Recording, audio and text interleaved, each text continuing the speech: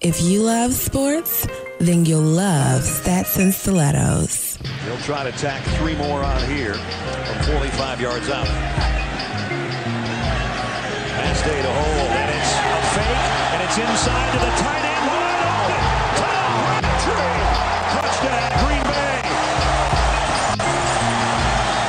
That is a wonderful job. Don Barclay does a good job down the field. The block by Evan Dietrich Smith.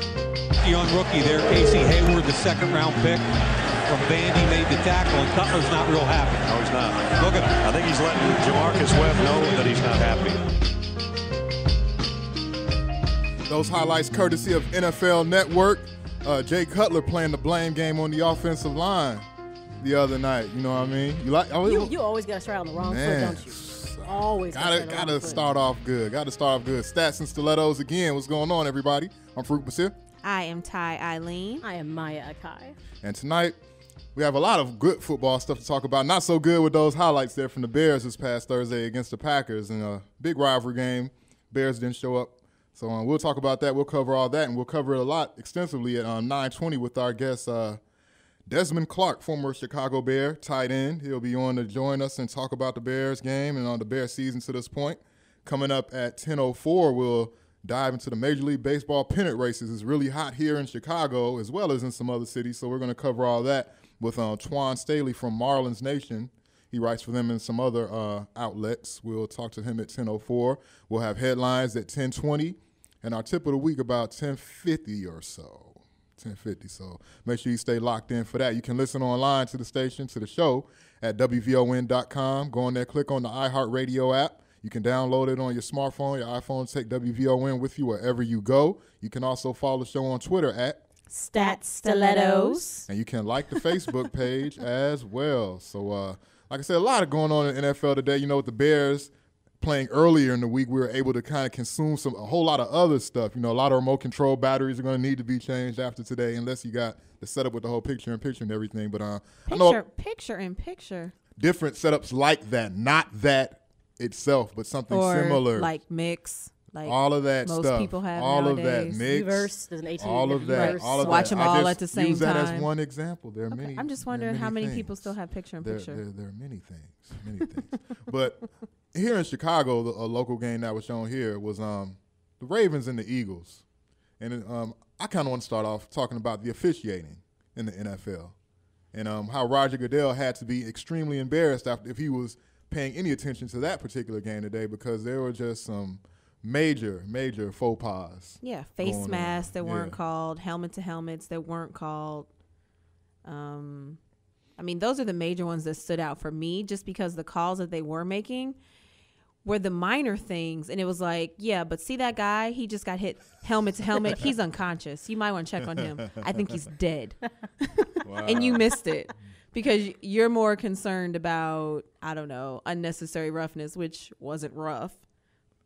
Those guys are not ready for prime time. Just even when they were getting calls right, and they're making their calls, but they looked confused. They sounded like you could hear the cracking in their voices. You can just see the indecision on their faces. I'm like, this dude has to know what's going on. Is this money that big to the NFL, to this multi-billion-dollar corporation, that they can't pay these regular refs who know the ins and outs of the game? They aren't from some Pop Warner league like some of these guys are. They can just get the regular guys and they pay them, so that won't be a topic. So people won't be leading off sports shows talking about the refs. I do want to say that the deal that the NFL put on the table for the Refs Association was not a bad deal. Mm-hmm. So let's not demonize them as if they didn't give them a decent contract to negotiate over. I mean, out of fairness to them, they're going to have to hash this out, but it isn't like they're trying to undercut them or did not offer them good money. Well, no. I guess what I'm saying is, the difference apparently is $300,000 per team or whatever is what they're saying. So I'm thinking, why can't the NFL is not hurting to where they can't pay these guys? Like, what is the big holdup? Is it a thing of principle with the NFL to where we're not going to give you this money, or what? You're looking at the overall entity of the NFL, and you're not taking in consideration that the teams that make up the NFL obviously have to come into agreement with this. I mean, obviously, if you are, let's say, actually, I think almost every NFL franchise makes money. Yes. I don't think anybody is broke. It's not like baseball or NBA. basketball. It's not like the NBA where, you might be But you wanted to say the Cleveland Browns. I think that's. I was actually kind of thinking like the Seahawks. But, I mean, but after today, maybe, whatever. I understand. Look, it's a business like everything else, and here's what you got to accept. As fans, we do not understand why they can't kind of hash these things out and let's just play football. It's a business, and business has to be taken care of. So let them do what they're going to do. At the end of the day, the season's still going. It's some goofy stuff going on, actually kind of comical at sometimes. Like, wow, how did you just miss that when that was right in front of your face? But it'll get figured out at some point. I'm not even going to worry about it. I'm going to keep watching football. I mean, I'm out there getting my head cracked. So, I mean, it is what it is. But what are we all going to say when the first critical mistake happens? When the first critical mistake costs the Saints or the Bears or whoever we love? Well, I think that it's going to what's going to happen is people aren't really going to start getting vocal until it affects their team or someone actually dies on the field. Right. And I will say, I think that they're going to really utilize instant replay as much as they can, especially like with touchdowns, things like that are reviewed. I mean, obviously it's going to hurt you when there could have been a play that could have got you to the first down that a coach will have to challenge, but they're not going to because they don't want to waste a timeout or something. That's obviously something that teams will start to gripe about. But at least the key things like touchdowns will be reviewed from upstairs. And I even noticed that the side officials that the NFL have that have the headphones that go up to the actual booths, were like, especially in that Eagles-Ravens game, seemed like they were very integral in interacting with the refs on the field. So, it's just, they have to work it out. It'll take time, but they'll figure it out. You know what we're going to do? We're going to start our Around the League segment now and kind of come back to it after our guests. Because we've clearly covered half the games. We're just going to get into it now. So let's hit that sound, Malcolm, get this Around the League going.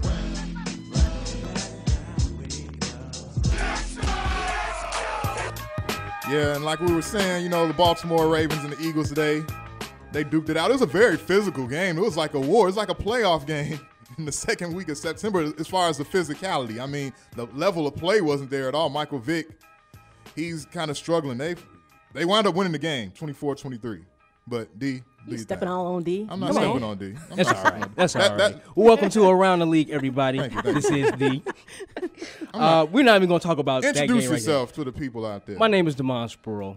I'm doing Around the League, moderating for the host right here. Thank you. I also videotape, but this is what I do too. I crack this microphone and get it going. So, Philadelphia won 24, Baltimore 23. 1 point. They won another game by 1 point. All right, let's go ahead and talk about the beloved Green Bay. Not Green Bay. No, wait. I have something to say about the Philly. I'm sorry. Go ahead. Baltimore game though. Okay, what's up?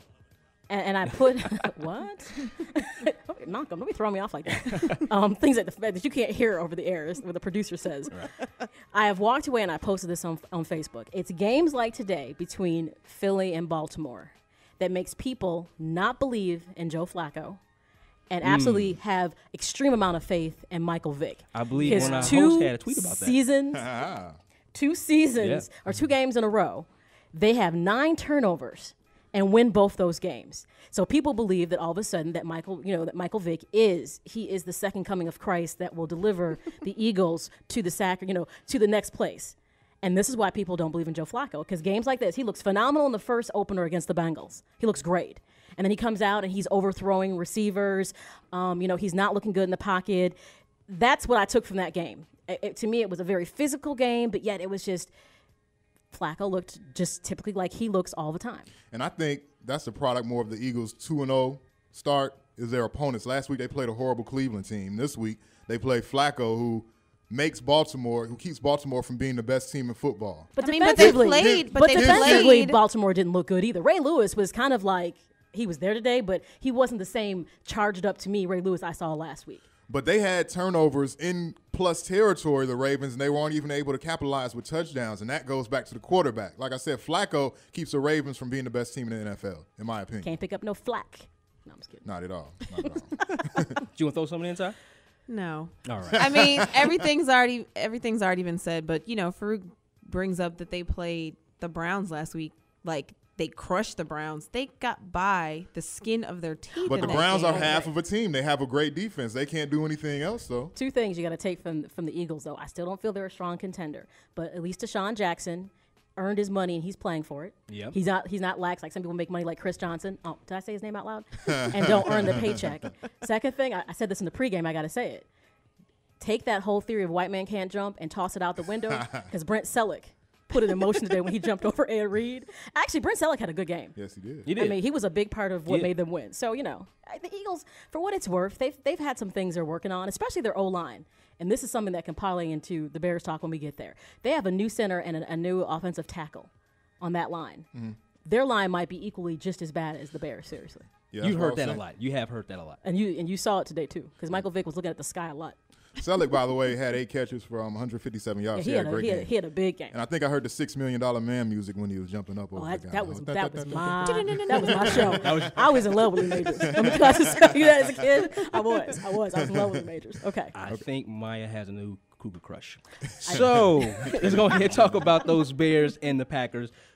Green Bay defeated the Bears 23-10. Jay Cutler went 11 for 27. Sacked 7 times, 1 touchdown, 4 interceptions. But the biggest stat, I think, you all, is the quarterback rating, 28.2. Now, looking at his counterpart, Aaron Rodgers, 22 for 32, 219 yards. He got sacked 5 times. That offensive line isn't all that good. But 1 touchdown, 1 interception with an 85.3 QB rating. That right there, I believe, is the difference. Farouk, start off with you. I think the Bears defense played a pretty good game that game. They did. Got a great pass rush, like you were saying, with the 5 sacks. I think they held Cedric Benson in check, which last time the Bears saw Cedric Benson, he went goofy on him, went crazy on him for 100-some-odd yards. So he only averaged 4 yards a pop in this game. But they usually bottle up Rodgers pretty well, and they kind of did that this game. He didn't have a breakout game, but this game squares. And I'm not one of these people, but this game squares 100% falls on 100% on the shoulders of Jay Cutler. This is all Cutler. Not the offensive line. Not the line. I think it was all Cutler was making. Do that again, Ty. I never, because she knows I never do that. Say what, Scooby? Yes, but some of his decision making was horrible. Okay, but did you think maybe it was because they gave him half a second to figure out what he needed to was do from before start he of the got game. rocked? The offensive line wasn't that bad from the jump. Cutler's, it was bad. This is what listen to what I'm saying. Oh, yeah, okay, it was bad progressively in the game. Cutler came out of the box with horrible throws. He came out of the box with horrible throws against Indianapolis, but he was never able to get it together in this game. That's the difference. He got it together. Also the difference was his O-line just pretty much said, "We think you blend with the grass, so we think you should stay down there.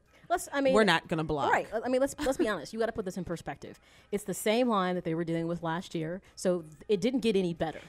Now, the team looked decent, and I knew this was going to happen. It would look good against the Colts, and they should have, because inexperienced young team, rebuilding mode. There's no reason why the Bears should not have dominated that game. Now, the real test to see what you got, by the way, was the Green Bay game. And for what it's worth, Brandon Marshall didn't look that great. Nobody, honestly, really looked, except for Jennings. Are we talking about football? Yes. Yeah. Okay. Nobody really looked seriously. No, really. Nobody to me really looked that great. And the big conversation about Jay Cutler having words with Jamarcus Webb, he should have had words with Jamarcus Webb. I'm gonna tell you what. If I'm like Jay Cutler, I'm like this too. One, he is the leader of the team. Leaders are vocal. A good leader will call you and make you accountable for your actions or lack thereof. And I'm pretty sure he's like, I will not be on the ground 52 sacks like I was last year. I don't have an issue with him confronting him like, you need to man up, knuckle down, and we need to make this happen. I don't have an issue with that. But here's a question though: should he put his hands on him? You did give him a little shove. Okay. Who cares? Oh my God. It's football. Don't kids do that in like preschool, kindergarten? I did that to Farouk on the way in the studio. Right, like shut up with that. I mean, if it's brotherly love and you're a team, are we gonna really take that and make it bigger? Like it was a cat fight. People made it seem like they had a cat fight on the sideline. Like he walked up to him and just scratched his eyes out. That's what they made it sound like. Ah! Welcome back to Stats and Stilettos. You're on with me, Maya, Farouk, and Ty. And we are doing Around the League, where, every week we talk NFL, the games, give our input, what we think about what happened. And before the break, we were talking about the Bears-Green Bay massacre. And we are actually lucky enough to have on the show Des Clark, who you all should be familiar with, who was a former tight end for the Chicago Bears. Actually started playing with the Bears in 2003. And a nice note, which I love this about Des when I was researching this, is that first Bears tight end since Mike Ditka to actually have 3 consecutive 40-reception seasons. Can I just kind of say, and how the offense has been unfolding, it'd kind of be nice to have Des probably back on the field right about now. Seriously. Des, how are you? I'm doing pretty good. How you guys doing? Good. Thank you for taking time out of your Sunday evening. I hope we didn't pull you away from the 49ers game and Detroit. No, actually, I turned. I had enough football for the day. I'm actually watching Snapped on Oxygen. Snapped. So speaking of Snapped. So the games led you to Snapped. Yeah. So I got to ask you, did you watch the Bears-Green Bay game? Of course I did. So? Yes, it wasn't pleasing to watch, to say the least. But you're expecting more out of the Bears. I didn't expect for them to go out and put up 41 points like they did against Indianapolis, but I expected them to come out and be competent on offense. And, you know, the display that they put out there Thursday night was something far worse than that I could have imagined that would have been out there. You know, 4 interceptions by Cutler, 7 sacks given up, you know, only 10 points scored. That was far below the expectations. When you think about, obviously, you played on defense, being a tight end, obviously the offensive line has been the Achilles heel of the offense for quite some time. And there's no way they can technically get better except through drafting and developing players. Moving forward, they're going to have some serious competitors. How do you think they can make adjustments? You know, it just seemed like Green Bay found every way to exploit the O-line that they possibly could. Well, what people got to understand is that you got to play with the guys that's there right now. You're not going to find a whole lot of Pro Bowlers on the street right now that you could just call up and bring in, because all those guys are playing right now. So they have to work on developing Jamarcus Webb, or if he's not getting it done, we got to get Chris Williams in there to see what he can do. Obviously, they feel like Jamarcus is the best left tackle, and that's the reason that he's starting. But, you know, there's no other option. So, and that's one criticism that I had of Jay, of him doing what he did to Jamarcus, because that's your best option. You want to make sure that, you know, motivate him. That's okay. Yelling at him is okay, but it's the way that you do it, and you can't physically bump another man.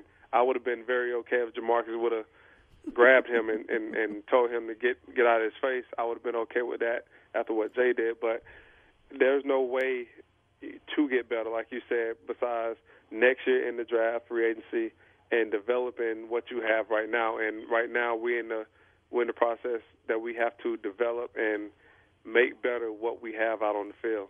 So, Desmond, with the way that Cutler approached Webb, is there I'm hoping for an answer here, a certain answer, but guys don't let their professionalism get tarnished by, say, not going as hard as they need to when they're kind of disputing with their quarterback, you know what I'm saying? Like, is there a point to where he could possibly not go as hard on a block, or kind of step aside and let somebody get to him? Tell me that would never happen. No, that'll never be the case, because you got to understand that his job is on the line. I mean, if he performs bad, you know, he could be cut tomorrow, and yes, he did perform bad. So, you know, at any time in the NFL, these are not guaranteed contracts, especially for young guys that's in their second year like Jamarcus Webb. But they cut him tomorrow, they don't owe him another dime. So, you know, he can't afford to let the quarterback get hit. If he's going to let the quarterback get hit, he might as well hit the quarterback himself and take out his frustrations that way, man-to-man, in the locker room, out on the practice field somewhere, and settle it like that. I don't think anybody would do something like that where they let their quarterback get sacked, because first and foremost, you're out there playing for your job, and then you're trying to win the game also with the rest of your teammates. And you know, did he get upset? I'm sure he got upset. But to go out and just have your quarterback get hit because, you know, you don't like what he said, or you didn't like that he bumped you, I don't think that'll happen. All right, Des. Now, with that being said, I kind of figured that was the point. But how was that type of situation normally handled? Well, like I said, it's okay for Jay to yell. You know, he's a guy that wears his emotions on his sleeves, and we all know that. It's just the way you go about it. You don't, you know, one time you see them like running down the field or like almost chasing after him to yell at him. It's okay. Like, you know how Rodgers yelled at his receiver for that bad route that he ran. You know, he yelled at him. That's okay, but he wasn't like running at him to seek him out. You know, he was yelling at him from where they stood at. You know, he didn't. It was just a difference, and then he didn't go over there and physically try to intimidate this guy like Jay did with Jamarcus Webb. So I think, you know, you hear a whole lot of discussions about, well, why people got, you know, saying there's something wrong with Jay yelling when the other quarterback did the same thing. It's just in the manner of how he did and how he went about it. Yeah, I think the problem is, you know, we're not used to seeing it And I think it's something that we've always kind of wanted him to do, like speak up, say something, like get mad, show some emotion. And so now it's kind of like he's really not quite sure which direction he wants to go, and that's the way it showed up. So now we're like, no, don't do it like that. Just a little bit, pull a little bit back. But this is the thing. Like what I think everybody needs to understand too is that when you watch the game on TV, like that network, whichever network it is, they have an agenda also. So they cut to Jay when they want to cut to Jay and show Jay in the way that they want to show Jay. Now in the past, it's been him standing there, by himself or whatnot. But Jay has always been this guy where he would get, upset and not necessarily go as far as he did with Jamarcus Russell, but he would be on the sidelines and tell the guy, hey, you got to catch the damn ball because that was a big play. You say no, that seriously. I mean, so that's okay. So what does he say when he wants them to block for him? Like when he does not want to end up on his back? What does that conversation sound like? If you read his lips during the game, he told Jamarcus to get his effing head in the game. So that's what he said. But it's just one of the things. It's just the way that you deal with it, and the way that you go about it. And I think that he just went just a little overboard, especially with the physical contact. So you talk about the Bears actually we're going into St. Louis for their next matchup.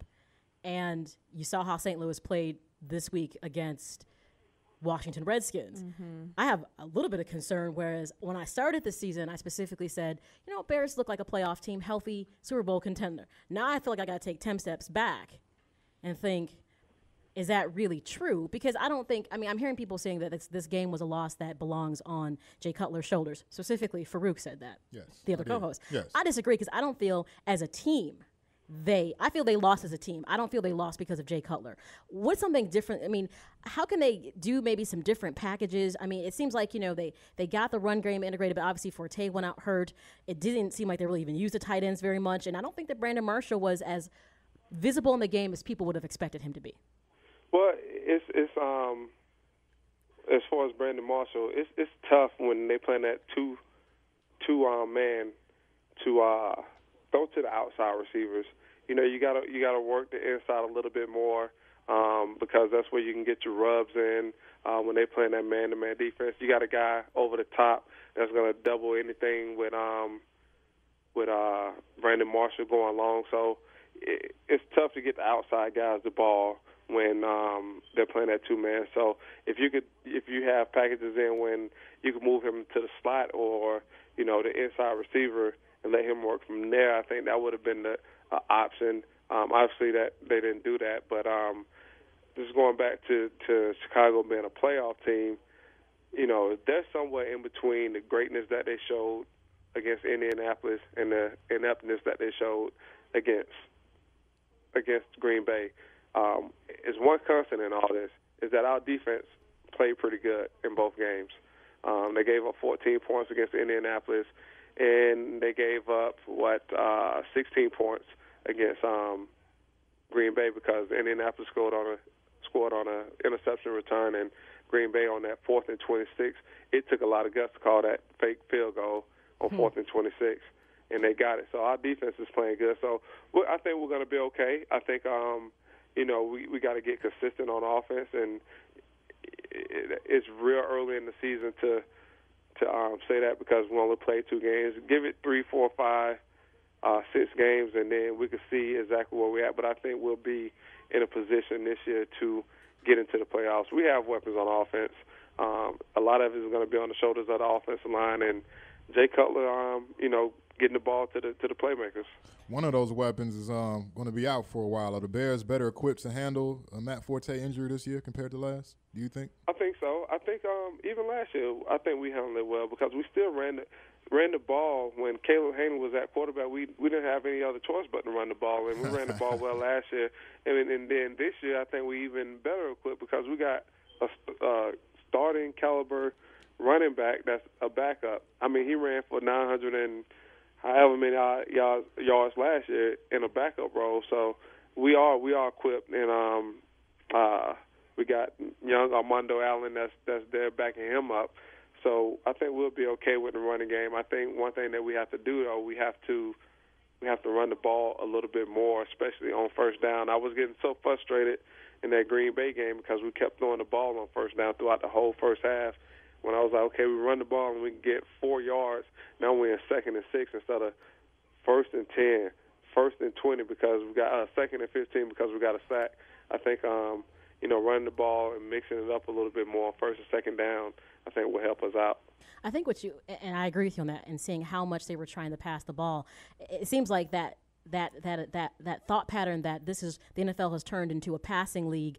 I think the Bears feel like maybe they finally have caught up with that trend because they have receivers in place that can really execute and catch the ball. And I think that's part of what we saw in that Green Bay game was trying to rush the process and make them into a passing team when the run is clearly what their staple has always been. Right. I believe so, too, because when you get a Brandon Marshall, I mean, it's easy to change the stripe, so to speak. But if you ask me, the best team in the league is San Francisco 49ers. Say it one more time, Des. Say it again. Best team in the league is San Francisco 49ers. I say it every week. The team to beat and what this they year. have is they have great balance where they run the ball and they play great defense and they have timely big plays in the passing game. And I don't know if they're winning right now, but they're up 17-9. They're not my Super Bowl team, but right now I think they are the best team in football because of that combination of being able to run the ball, play good defense, and then the way that Alex Smith played last year, hitting those timely big plays in the passing game. I think that's a recipe for success. Although, I mean, you got your New Orleans and you got your New Englands and your Green Bays and guys like that that's going to throw the ball around, and that's been successful also. But, I think you still can run the ball in this league and win championships. I think, especially with San Francisco, one of the biggest caveats is that they're a well-coached team, and I think a lot of times people take good coaching for granted. I think they don't realize how integral it is to have a coach that understands the talent of his team and execute plays that reflect that. And I think that Harbaugh is doing an excellent job. I think he's making Alex Smith look like a phenomenal quarterback, and we all know that it's, people want to say he's a game manager. I think he's a little better than that. But I think Harbaugh clearly works to his strengths, and they put the right tools around him. So I've been saying that before the season started, that I think that San Francisco is the team that, is going to have to be beat. The road through the Super Bowl, it's San Francisco. I'm not going to say they're going to win it all, but I feel there's no reason why they shouldn't be there. Yeah, I believe so too. When you look at Alex Smith, just think about Troy Aikman. He's a Hall of Fame quarterback. I don't think Troy Aikman ever threw for 4,000 yards. I think Troy Aikman was the best game-managing quarterback in the history of the game. He didn't have to do anything magnificent. He had Emmitt Smith. He had Michael Irvin. He had Alvin Harper. He had Jay Novacek. And he just got those guys the ball. He didn't. If you go back and look at his stats, he didn't throw for 30 touchdowns a year or anything like that. He managed the game well, and I think in today's NFL, when you talk about a quarterback managing the game, it's almost like it's a slap in the face to him to say that. But I think the quarterbacks that do manage the game well, Aaron Rodgers, Brady, those are your best quarterbacks. They don't make mistakes, and that's what managing the game is all about, not making mistakes. So, I don't think saying that somebody is a game manager is a bad thing. I think it's actually a good thing because that's saying that you have a quarterback that you can count on that's not going to make mistakes. When given the chance, he can make plays. So I think I'll take that quarterback over a quarterback that's going to throw 15, 20, 25 interceptions a year. Des, thank you for talking NFL with us. I want to make sure before we leave the show, you tell us a bit about your foundation, 88 Ways. Tell us about your foundation, when it was established, how people can get involved, things like that. Okay, yeah. And we just got into our first school here in Chicago. I've been doing 88 Ways since 2008. And what we're all about, we're about mentoring students. And we mentor students from the 3rd grade all the way through the 12th grade using our Talks mentoring program. We've mentored up to 270 students last year back in my hometown. And like I say, this is the first year that we're going to the school system here in Chicago. As soon as the teachers get what they want and get back in the classroom, we'll start our program. But we have 60 students that's going to be in our program at Finger High School down on the south side, and we're always looking for good mentors. And all we ask for out of our mentors is that they give us 1 hour a week to go down and mentor students, 3 students at a time in a group, using our curriculum. So you don't become a surrogate father, mother, or anything like that. You mentor the students during the day, during school hours, and when you get done, you go home and they go back to class. Okay. So it's a real simple mentoring program.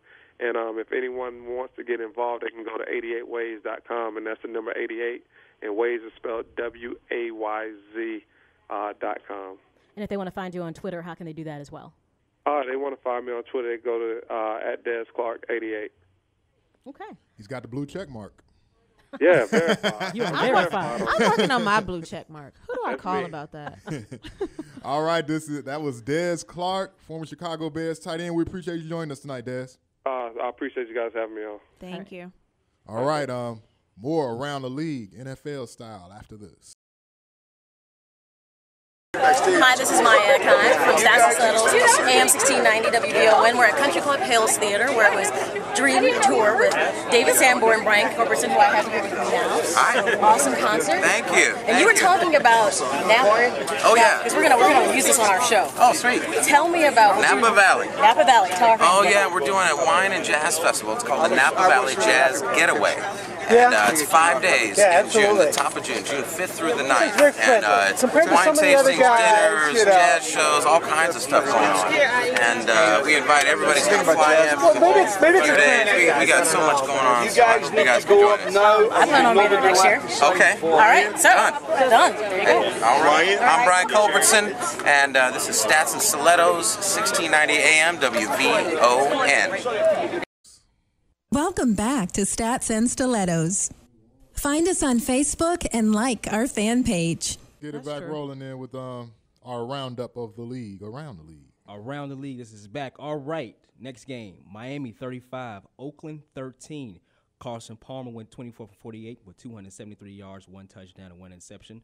But the big player of this game, Reggie Bush, the ex-Kardashian, 26 rushes, 172 yards with 2 touchdowns. I don't think anybody saw this coming, and my pick to win the division is going down in flames already. Maya, what's up? What you think about this game? One thing I'll say is this. I think Carson Palmer probably regrets that he's playing with the Raiders right now. They just don't look good. He does not look good. He hasn't transitioned from coming over from the Bengals and been what the Raiders needed him to be. I mean, because if you look at, in regards to Ryan Tannehill, how he looked, it's just 18 for 30, 200 yards. I mean, it's just, you had 2 really bad quarterback performances. So realistically, outside of the Reggie Bush, phenomenal plays, and this game probably could have gone either way.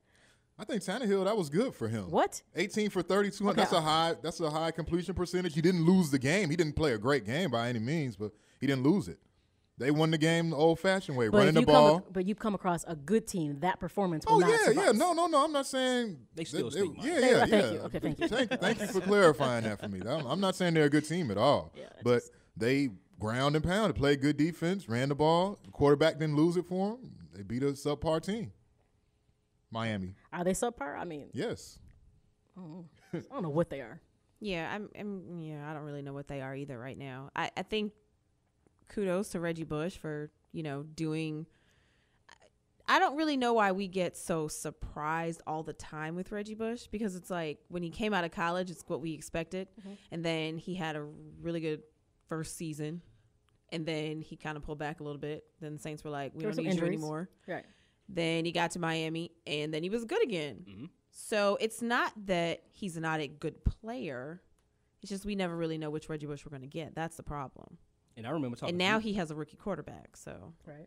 And now he's going to be dependent. But I remember talking to you about when he was on the Saints, and I told you that he was a very integral part of them winning that championship. Reggie Bush is good. I didn't deny that. Yeah, you did. No, I did not. Yes, you did. Wow. Okay. We're changing What I will say though. What'd you say? I'm saying it now. Okay. I don't know if I said it then. Okay. But his replacement for the Saints? Pierre Thomas? No. Sproles? Sproles. Better. Yeah, that little. Yeah, better for the Saints. He's that little Pokemon. So it's like who needs him? Who needs him? From All a right. Saints perspective. All right, here we go. Houston 27, Jacksonville 7. Matt Schaub 26 for 35 for 195 yards. Arian Foster 28 rushes, 110 yards with a touchdown. And Blaine Gafford wasn't that bad. 7 for 19, 53 yards and 1 touchdown. Let's keep it back. Go ahead, Farouk. Houston, team that a lot of people feel like is going to win the AFC this year. This was an obvious mismatch here. You know, the outstanding Houston defense. Blaine Gabbert does what we expect him to do, 7 for 19, only 53 yards, but he got hurt in this game as well. So, Arian Foster, big day. Shaw, big day. I mean, there's really not much to say about this. I'd be surprised if the game would have been closer than this. Maya? It's one of those games. It's like you're right. There's not much to say. The expectation is that Houston would win this game. They hit on all cylinders. I mean, Arian Foster is just that. He does what he does well. So if it only would have been something worth talking about is if somehow the Jaguars would have pulled off a victory. Then it'd be something to talk about. But other than this was an expectation that they met. So I mean, it is what it is. Yeah, I liked Houston last year. I thought that they had a really good team, and they made it really far in further than anybody really kind of expected them to. And you know, I don't want to say riding their bandwagon because I wasn't on their bandwagon, but I was definitely paying attention to what they were doing. So I'm not shocked that they started the season like we would like to be recognized. But one thing you do have to take into consideration with this win is that them making sure that they had Maurice Jones-Drew back in the fold was very important because, what was he, 12 rushes, 60 yards, 3 receptions. He got the touchdown in the game. So you take him out the equation, and it might have been like 3 points. Oh, and a big game next week, Houston at Denver. Ooh, that is a big game. That's a big game. All right, Cincinnati 34, Cleveland 27. Trent Richardson, 19 rushes, 109 yards for 1 touchdown. And the Red Rifle, Andy Dalton, 24 for 31. 318 yards, 3 touchdowns, and 1 interception. Let's go ahead, Ty. Yeah, I mean, what really is there to say? Cincinnati, Cleveland. It's like, I'm from Ohio. That's just a snooze fest for me. Wow. I don't really have Cubs and Sox kind of a thing. No, because that's different because you have 2 teams that, the Sox could be good. The Cubs, maybe not so much. But, I mean, Cleveland. Anytime you put Cleveland in the fold for me, you kind of lose me. I like Cleveland. I know you do. As a city, I like Cleveland. I didn't say, okay, for all Cleveland natives, do not send me hate mail. I didn't say I hate the city. And I don't even hate the team. It's just, for me, Cleveland is baseball. The Cleveland Sluggers. I mean, man. It used to be the Cavaliers, not the Cavaliers. Yeah, we have nothing to say about that. No. But I will say this about the Bengals. You look at them, compare and contrast this week opposed to last week. Obviously, they look much better in this game against Cleveland than they did against the Ravens last week. I mean, Andy Dalton, 3 touchdowns, just 1 interception. So, I mean, but this gets back to going week to week, and now you have to feel like it's a lesser of an opponent that you get a win over. You know what I mean? So I don't feel like between these 2 games that I still know who exactly the Bengals are at this point. Good point. Okay. I need another measuring stick. I need another benchmark game against a team that's a quality team. Okay. All right, nice. Bounce back win right here. Buffalo 35, KC 17. Dwayne Bowe with 8 receptions, 102 yards with 2 touchdowns. In garbage time. But C.J. Spiller got down, 15 rushes, 123 yards, and 2 touchdowns. Stick it right here, Maya. This was that game you looked at Buffalo last week, and you were like, against the Jets, and you said, I even said last week, I don't think this game is really reflective of the Buffalo team that you should expect to see during the season. I think now, even though I said now this gets back to having kind of a measuring stick, I do believe that this is the Buffalo team you should expect to see more of. Excellent performer by Spiller, no doubt about that. I mean, the 2 touchdowns, he looked great during the game. I know people kind of feel that I think KC's a second half team. I don't think they're bad. I think they're just more of a second half team. So I'm not going to sit here and say that they lost against a team that wasn't a quality team. I just don't think that KC is probably playing up to where you would expect. Ryan Fitzpatrick looked better this week, 10 for 19, 178 yards. He just looked better. 2 touchdowns, no interceptions in this particular game. So that was the first improvement you saw from last week. Yeah, both of these teams had high expectations coming into the season. I think we all kind of said that Baltimore, we weren't really sure if that was just a case of week 1, but obviously that question was answered today. Nothing. Moving on. Let's go to the upset right here. Arizona 20, New England 18. Kevin Cobb 15 for 27, 140 yards with 1 touchdown. Tom Brady 28 for 46, 316 yards, 1 touchdown, and 1 interception. But the game was missed by Steven Gronkowski. There you go. Missed field goal could have won them the game. Let the Kevin Cobb era start. Farouk. And that's where the game pretty much was lost. New England could have won the game. They were right there, a short field goal, and he hooked the heck out of that ball. So Arizona, they're kind of being underestimated. They're 2-0. They have quarterback issues, but they have a pretty good defense. So, but besides that, the kick. Blame it on the kicker. I look at it as, every time I was watching the highlights from that game, that John Lennon song kept cycling through my head. Nobody told me it'd be days like these, strange days indeed. I kept saying, this isn't the New England team we're going to see all season. It's not. Mm-hmm. So it's just one of those things. It came down to a kick, and they didn't execute like they should. But this is not the New England team. I'm not worried about it. I'm not going to say all of a sudden Arizona is just that great. This gets back to these last 2 weeks have been very inconsistent. So good teams have played poor, and poor teams have played great. It is what it is. So the fact that they played at home means nothing? You can lose at home. That's not uncommon. New England? Yes, even they can lose at home. Any given Sunday. There you go. Yeah, I understand any given Sunday, but It's not the usual. It's not the norm, but it can still happen. And it did. It happened today. So, but I don't feel like all of a sudden there should be a panic button.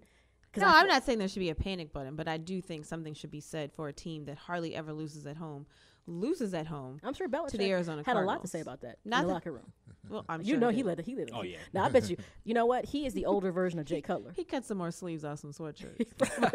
Right? Yeah. I'm sure that ship will be righted come next week. You can bank on that.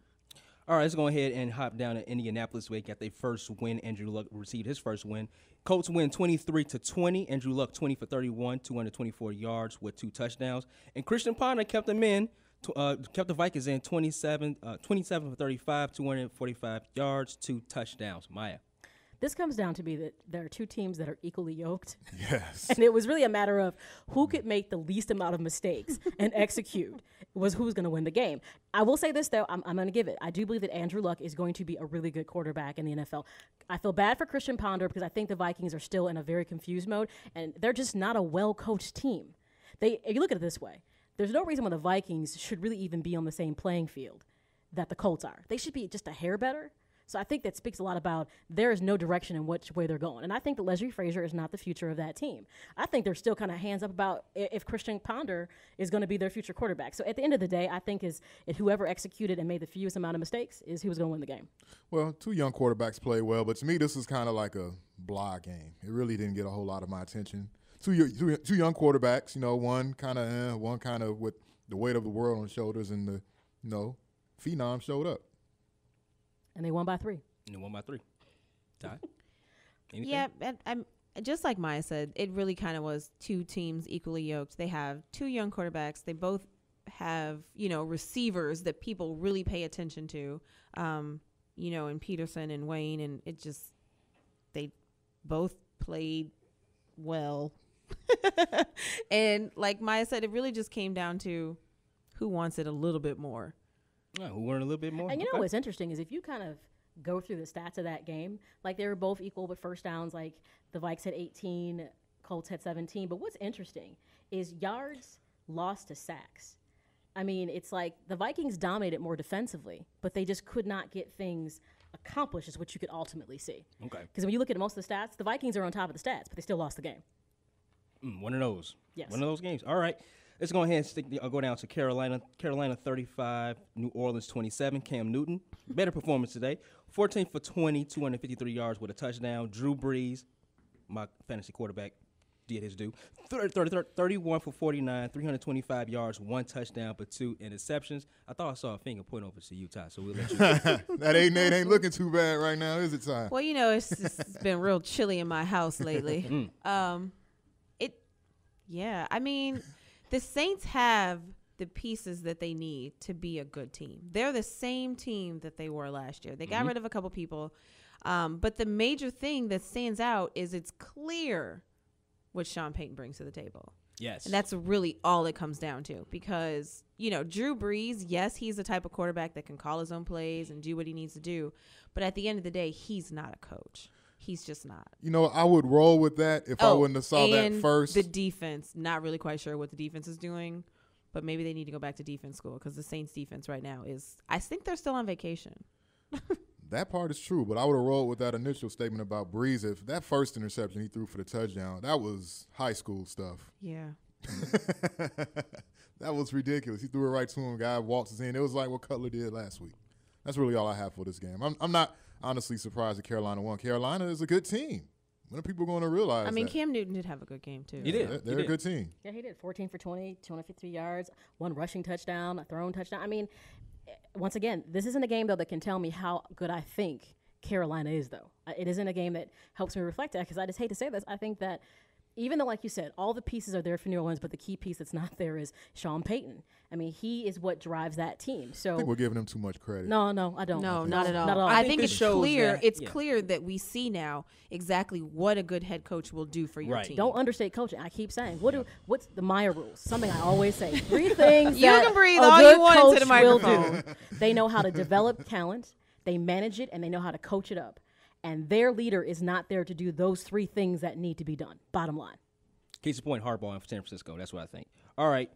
The New York Giants, 41, Tampa Bay, 34. Eli Manning, crazy numbers, 31 for 51, 510 yards, 3 touchdowns for 3 interceptions. And Josh Freeman, 15 for 28, 243 yards, 2 touchdowns, and 2 interceptions. And that last interception was a game sealer.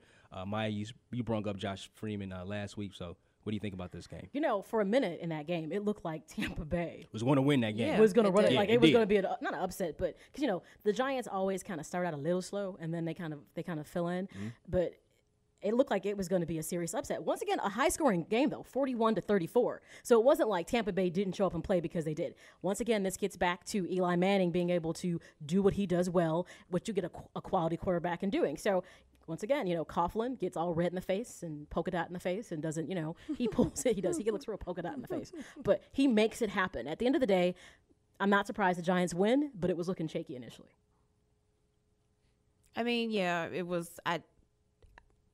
It looked like they were going to lose. And I don't want to say Tampa Bay. I didn't expect that at all. Tampa Bay has always been that team where you didn't expect a close game? No. Okay. Tampa Bay has always been that team where they might creep around the corner and people go, oh, look, Tampa Bay showed up this year.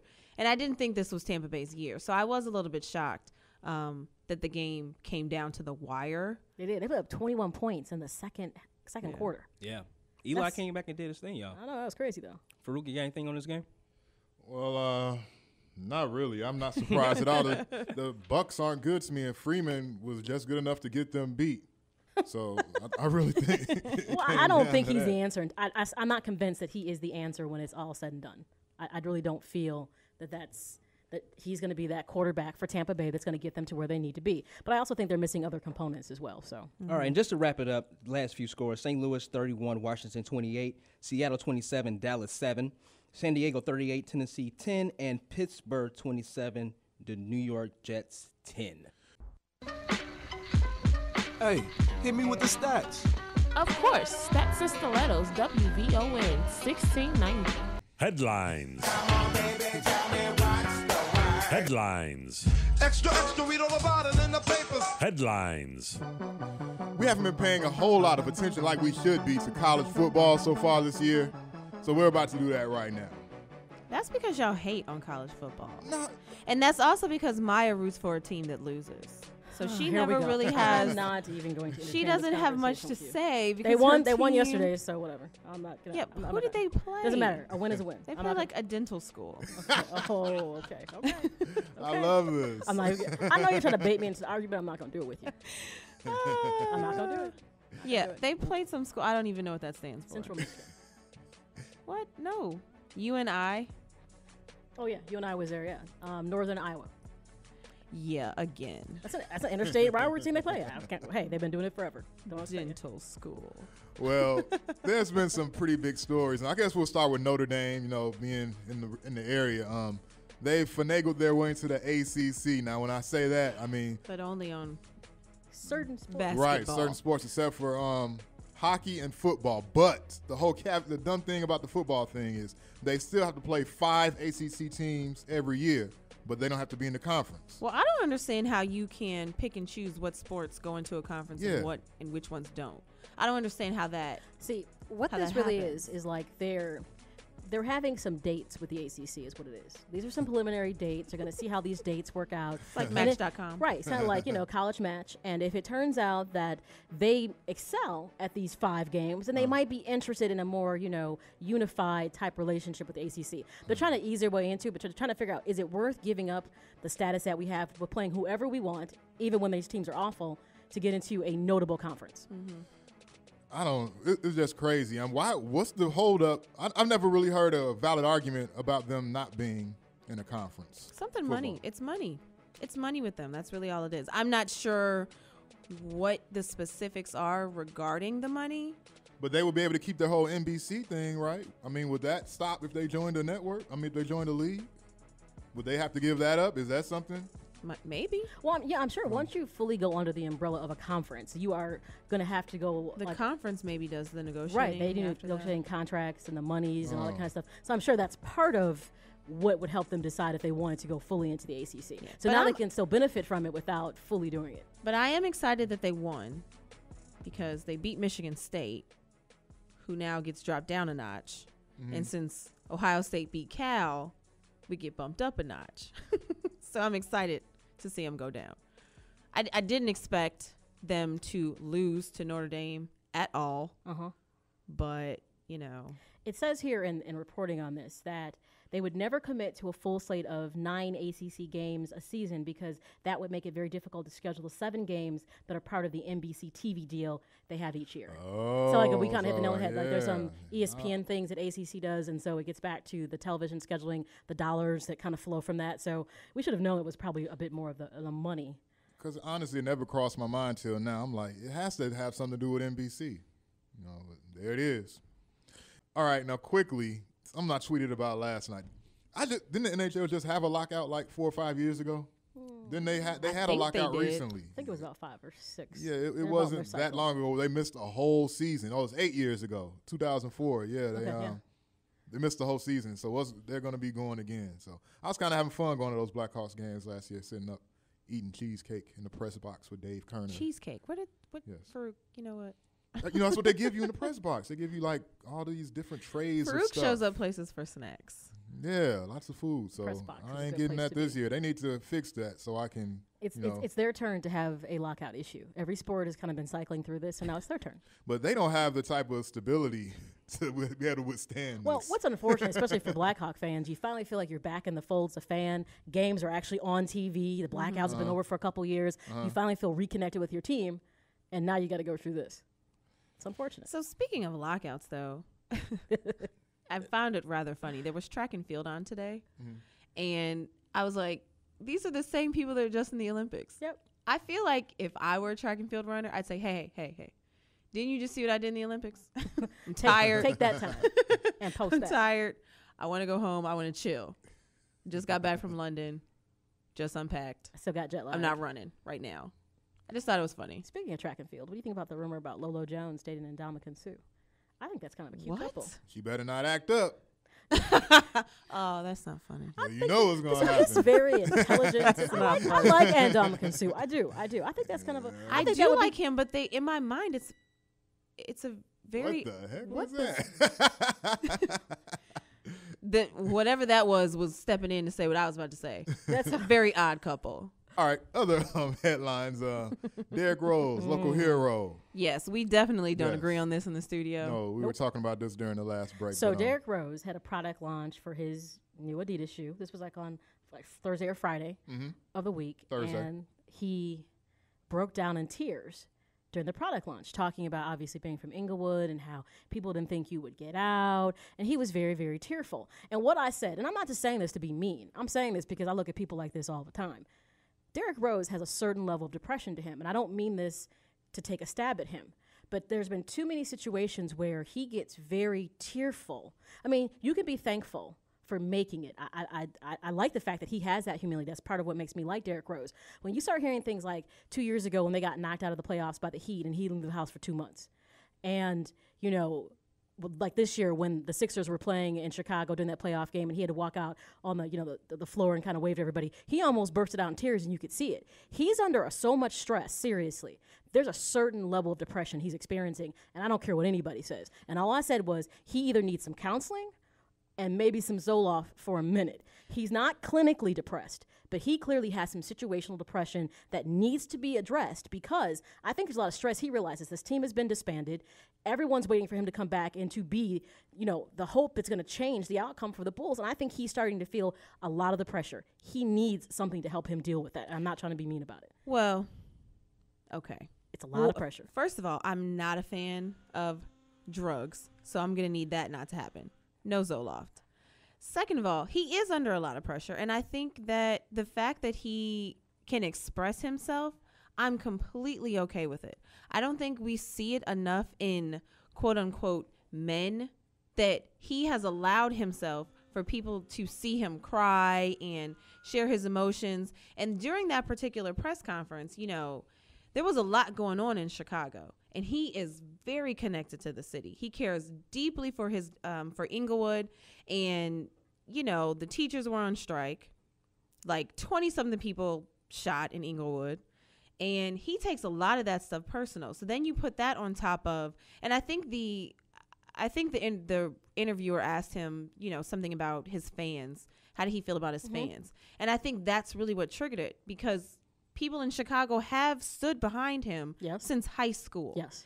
And he got hurt, and we're all still big fans of Derrick Rose. We're waiting on him to come back. But he probably does have a lot of pressure riding on him. And, a lot of people that he took out of his neighborhood and said, I'm going to give you a job.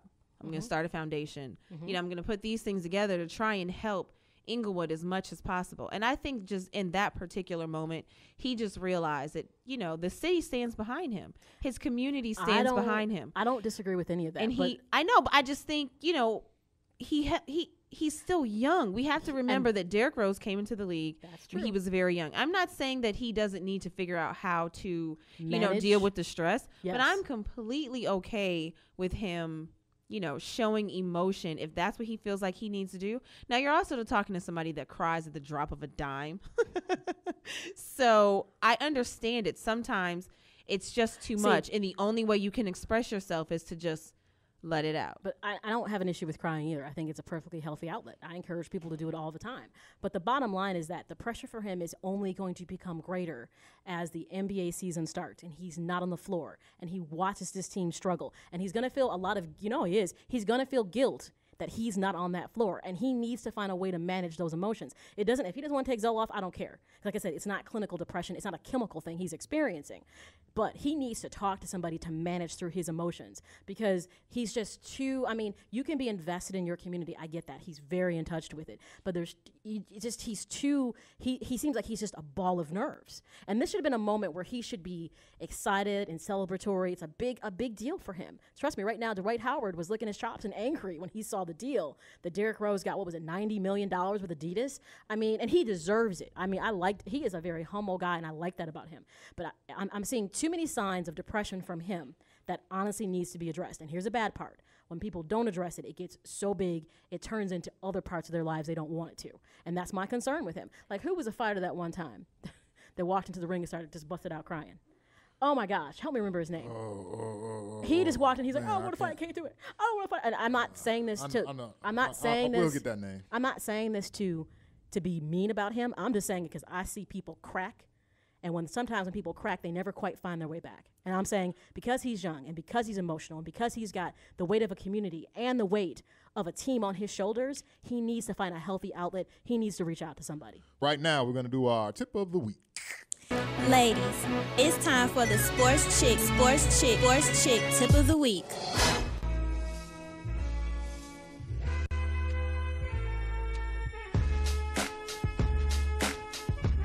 All right, this week's sports tip. It's been a long sports weekend. Been a lot of sports going on. Baseball, NFL, college football, NHL lockout. I found myself in a lot of discussions with men. So this week's tip is, ladies, if you truly are a sports fan and you get into a conversation with a man that says, what do you know about sports? Do not back down. Stand your ground. If you know some stats, spit them. If you know some plays, tell them. If he is wrong, stand your ground. Tell him he is wrong. If he can't accept it, sounds to me like he might be a little bit less of a man. And I stand by that. Say that again. If you cannot be approached by a female that understands her sports without feeling your manhood threatened, we probably shouldn't be having a conversation. Because 9 times out of 10, you're going to say something and I'm going to catch you and you're going to be wrong. And I'm not going to stand down, no matter what you say. So that's my tip of the week. If you're a true sports fan, stand your ground.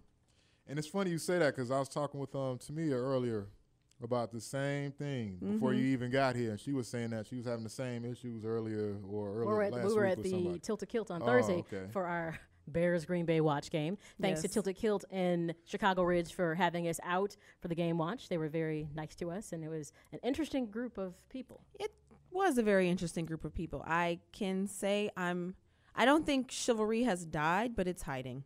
Is that where all this happened? Where all of that happened? Well, that's where it happened with her.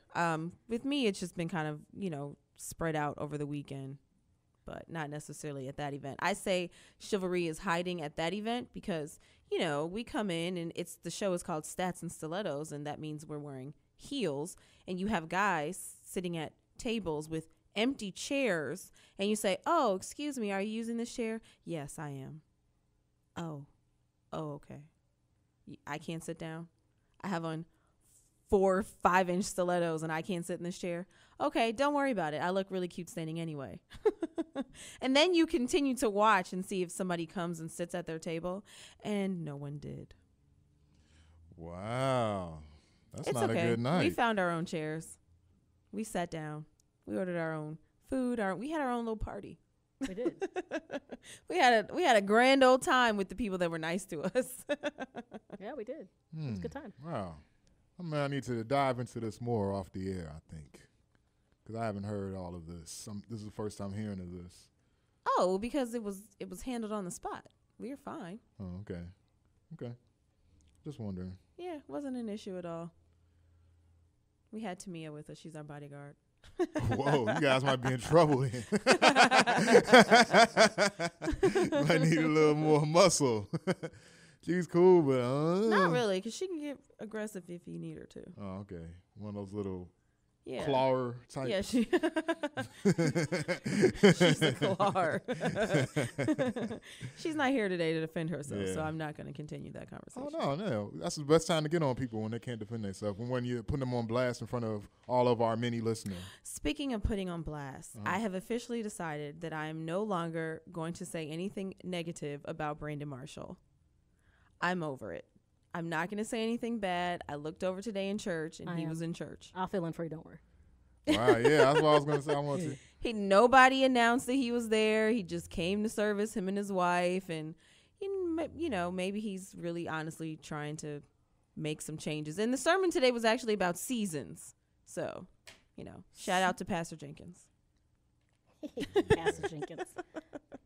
Speaking of, this was a good show. So if you happen to miss this show, remember it's going to re-air on Wednesday, 5:30, Blog Talk Radio /Stats A&D Stilettos. You can listen to this show. And remember, all these shows are also in the iTunes podcast section. Just search Stats and Stilettos so you can listen to any show that we have aired already.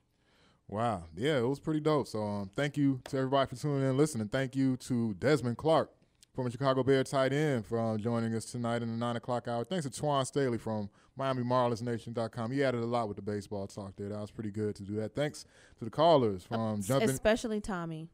Yeah, especially Tommy, of course. Thanks, Tommy. Andre, whatever.